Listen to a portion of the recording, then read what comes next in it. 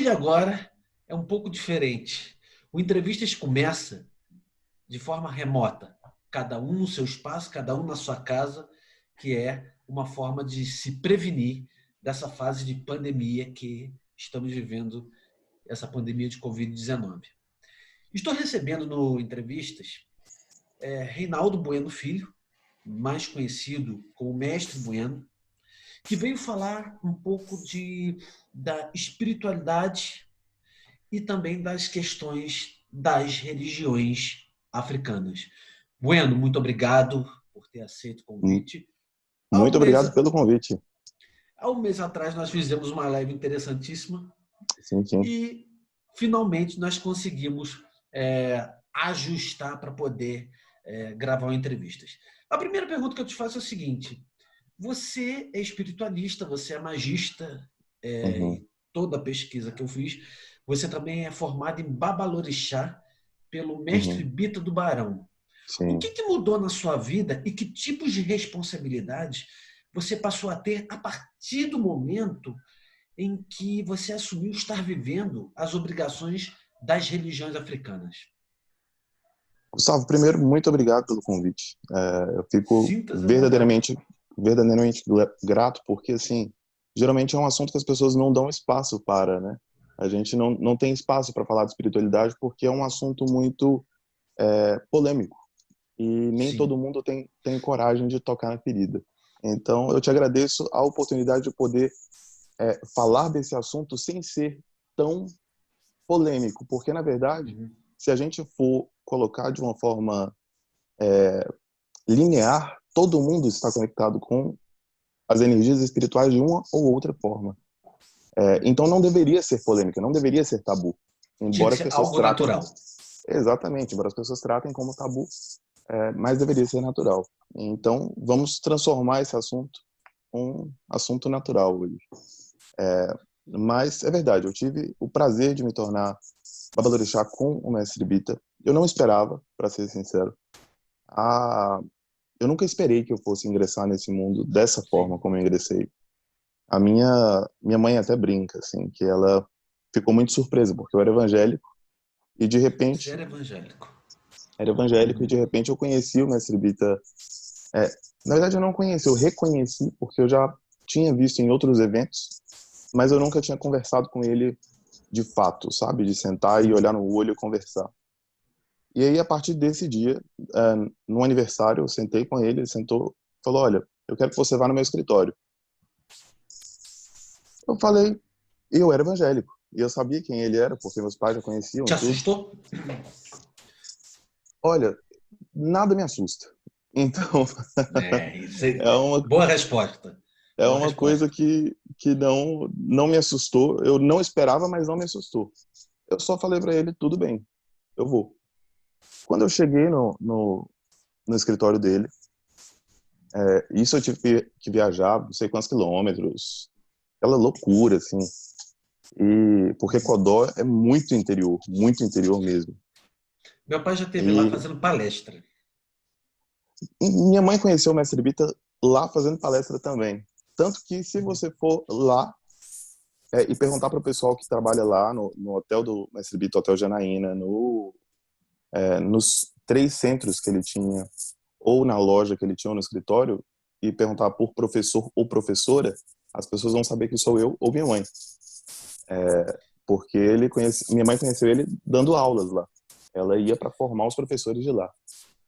O Bueno, só para fazer um adendo das informações que eu busquei, o ex-governador do Maranhão e ex-presidente da República, José Sarney, conversava com ele. Conversava? Olha, Gustavo, eles tinham uma relação muito próxima. Então, quando a gente chegava no escritório do mestre Bita, imediatamente tinha uma foto dos dois. Tinha uma comenda da República que foi dada pelo Sarney. E eles tinham uma relação muito próxima. Eu já cheguei a pegar os dois falando no telefone algumas vezes, enquanto eu estava lá. Então, às vezes eu estava em reunião com o mestre Bita, e como eu converso muito, você sabe disso, Eu ficava assim 6, 7 horas no escritório dele sem sair, sem deixar ninguém Conversando. interromper. E aí o Sarney ligava e ele atendia. Mas Aí você ou pensa, alguém não, da família Sarney. ô presidente, o senhor não vai fazer isso, não vai fazer essa sacanagem comigo, não vai fazer. Desliga o telefone. Nada, eu sou muito tranquilo, assim. Então e ele conversava comigo esse tanto de tempo justamente porque eu era muito tranquilo. Então, apesar de vir de uma formação evangélica na época, Uhum. quando eu era criança, eu fiz na Igreja Católica, eu fiz os graus normais da Igreja Católica. Depois, quando eu fui para a Igreja Evangélica, eu fiz os primeiros graus da Igreja Evangélica. E ele gostava dessa questão, que eu tinha a formação das outras coisas, eu frequentei as outras coisas, eu tinha informação, porque eu lia as Sim. Bíblias todas, eu sabia tudo certinho, ainda sei. Então, e ele gostava porque eu não tinha preconceito com nenhuma religião. Então a gente passava horas conversando sobre, e ele fazendo aquelas anedotas assim. E se fosse tal caso em tal religião, o que aconteceria? E se fosse isso? Seria anedota ou pegadinha? Olha, eu acho que Pegadinha, entre aspas. no fundo, eram testes para saber até onde eu poderia ir, espiritualmente Uhum. falando. Sim. Porque o objetivo da espiritualidade em si, embora as pessoas, os espiritualistas, e quando eu digo espiritualistas, eu digo qualquer cabeça de religião, qualquer líder de religião, eles se Uhum. fechem para esse fato. A espiritualidade ela existe para unificar todo mundo. Não é o contrário, não é apartar. Não é os evangélicos contra os católicos ortodoxos, contra os umbandistas, que são contra os candomblecistas, que são contra os quimbandeiros. Não, não é assim. A religião ela existe e se mostra de diferentes formas para diferentes pessoas, mas para unificar. Tanto que a base de qualquer religião é o amor ao próximo. Uhum. Então, se a gente for tomar, igual ele fazia esses casos, de se fosse em tal religião, o que aconteceria e tudo, a minha base sempre era a lei maior de qualquer religião é amar ao próximo. Então, dentro disso, como que a gente vai agir? Agora, quanto tempo que você ingressou nas religiões africanas? Africanas, Você tem uma tenho. memória? Eu devo ter 11, 12 anos, por aí. 13 anos. É, Tem é um um tempo tempo, considerável. é um tempo considerável mesmo. É um Uhum. tempo considerável. Existe uma motivação particular para estar no meio da religião africana? Você foi chamado, uma intuição, um feedback, um insight que você Olha, teve? primeiro, assim, eu gosto muito, não só das religiões de matriz africana, mas eu gosto muito da conexão que as outras religiões têm com a natureza em si, que é o que a gente fala de religião pagã, né? O pagão é o homem do campo, é o homem que veio do campo. E os deuses pagãos, as energias pagãs, elas estão ligadas às energias do campo, da natureza. E eu sempre tive essa essência em mim. Eu sempre gostei muito de tudo que era ligado ao natural. E quando eu digo ligado ao natural, não quer dizer que eu vou me isolar em um acampamento e ficar, não. Eu Uhum. gosto de civilização, eu gosto de internet, eu gosto de tudo isso. Agora eu, Quem não gosta de internet. agora eu entendo que isso tudo é possibilitado porque existe a natureza. A natureza é a base, é o alicerce de tudo.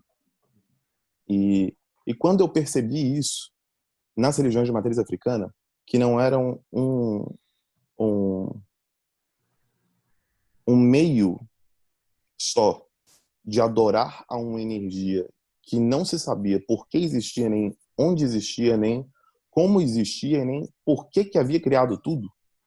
Quando eu percebi que existia uma lógica, que tal energia é ligada ao fogo, tal energia é ligada à água, tal energia é ligada à água salgada, tal energia é ligada à água com ventania, tal energia é ligada com... Então, quando eu percebi que existiam lógicas para as coisas, além da ancestralidade em si, que é uma coisa que eu particularmente sou fascinado por, eu sou uma pessoa que vive vive buscando o passado. Então, eu gosto muito da ancestralidade. E quando eu percebi isso, eu me senti impelido a entender aquelas energias todas e a buscar a minha essência ali. Principalmente por eu ser negro, preto no caso, né? Existe uma grande discussão de se a gente fala negro ou preto. Sim. Ainda por cima na fase a qual estamos vivendo, né? Justo. E na verdade, assim, eu entendo que o negro era o escravo e que a gente tem que passar para o termo correto, né? A cor branca, cor preta. Mas a gente não pode tirar o valor da luta da classe preta com o nome de negra. Então a gente não pode desvalorizar o que já foi feito. Então tem que arrumar um jeito Entendi. de unir esses dois valores aí. Mas eu, como uma pessoa de cor, eu procurei a religião buscando a minha ancestralidade também. Então buscando entender ali o que acontecia de sangue mesmo, de onde vinha o meu sangue.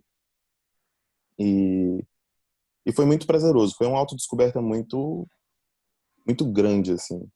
Foram vários testes que foram feitos, várias histórias que eu conheci, que eu reconheci de mim mesmo. E partindo delas, você foi percebendo todo um engrandecimento tanto na sua vida espiritual quanto na sua vida, seja profissional, particular. Sim, Né? na verdade, assim, eu aceitei o convite do Mestre Bita porque ele era famoso por fazer as pessoas ficarem ricas. Eu não escondo isso de ninguém, todo mundo sabe. Antes de fazer magia para as outras pessoas, para ajudar as outras pessoas, tanto com dinheiro, quanto com amor, quanto com felicidade, de modo geral, atração, eu faço para mim. Então, eu busquei porque eu queria fazer para mim. Como bom leonino, eu queria fazer para mim. E tudo deu certo. Olha, mais do que certo. Tem hora que eu falo assim, deu certo até demais, tem alguma coisa estranha. É mesmo? Tem muitas horas que eu penso isso.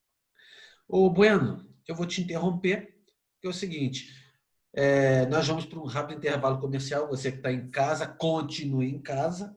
O entrevista vai para um rápido comercial. Eu estou aqui no meu quarto, o Bueno está lá no hotel e o entrevista volta já já. Nos aguardem.